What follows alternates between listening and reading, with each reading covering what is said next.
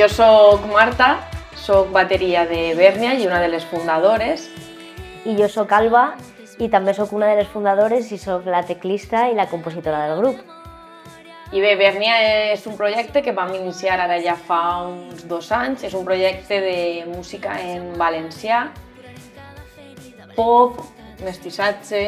Sí, mestissatge, pop, un poc xaranguero també. Sí, però que té una característica prou important, que és que totes les dones que pugen a l'escenari amb Bèrnia, doncs això, són xiques, són dones com bé he dit, i bé, música en valencià en femení, podríem definir-ho.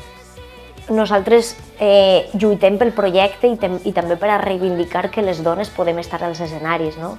Que moltes vegades sí que es reconeix la figura de la dona artista cantant. Això està a l'ordre del dia, no? Però una banda de dones, no, això no és tan viable, no és tan possible, no es veu en tots els llocs, no? Aleshores també nosaltres volem reivindicar això, les músiques, les dones, als escenaris. Sí, perquè els conservatoris estan plens de dones i aquestes dones després on acaben, no sé. No entenc com pot ser que en els estudis estiga tot ple i en la vida després laboral i ja desapareguem del mapa. Després també diria apropar la cultura als més menuts. Nosaltres totes som docents i volem apropar la cultura també d'una manera més lúdica, més amena pels més menuts i que al final creixen en un producte també en valors. Exacte, que no sigui un producte masclista com el que està passant moltes vegades en la música que escolta l'alumnat que tenim a les aules. Què va passar després de la Dana en Bèrnia? Perquè, clar, estàveu començant, no? I com vos heu recuperat fins ara? Com ha sigut aquest temps?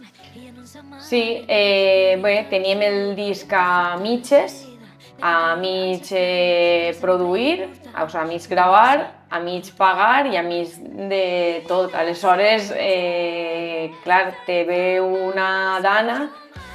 En este cas, per exemple, Alba se queda sense casa, altra companya Maria sense cotxe, jo sense els instruments. Aleshores, te planteges, no? Què fas? Dic, tirem avant, no? Parem. Però bueno, pensaren que no era el moment d'aturar-se. Per què? Perquè la il·lusió és molt important, la il·lusió per les coses. I en un moment així tan roïn, si ja te lleves el que te fa més il·lusió en aquest moment, apaga i vámonos, no? A veure què fas. La música ens fa més feliços. La música, la cultura, la música és un llenguatge universal. Tothom escolta música i que diga que no és mentida. I moltes vegades és simplement una teràpia i jo penso que és per a fer-nos més feliços. Aleshores, òbviament, nosaltres recolzem la cultura i recolzem la música.